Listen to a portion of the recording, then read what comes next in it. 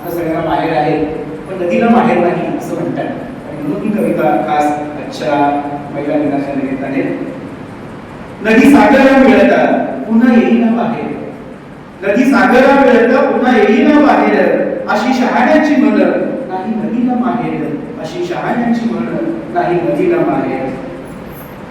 काय सांगू रे बापानो, काय सांगू रे बापानो, तुम्ही आंधळ्याचे चेले, नदी माहेराला जाते म्हणूनच जग चाले, नदी माहेराला जाते म्हणूनच जग चाले.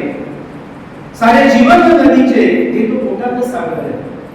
तुम्हा महिलांचं सगळं जीवन जे आहे हे सगळं आपल्या मुलाबाळांसाठी, लेकरांसाठी आणि संसारासाठी, तसंच नदीचं जीवन आहे. सारे जीवन नदीचे हे तो पोटात सागर, तरी तिला आठवतो जन्म दिलेला डोंगर, तरी तिला आठवतो जन्म दिलेला डोंगर. जसं तुम्हा महिलांना तुमच्या माहेरची आई बाबाची ओढ असते, तशी नदीला पण तिच्या बापाची, तिचा बाप आहे तो म्हणजे डोंगर आहे. आणि म्हणून पुढे जाऊन म्हणतो की सारे जीवन नदीचे हे तो पोटात सागर, तरी तिला आठवतो जन्म दिलेला डोंगर.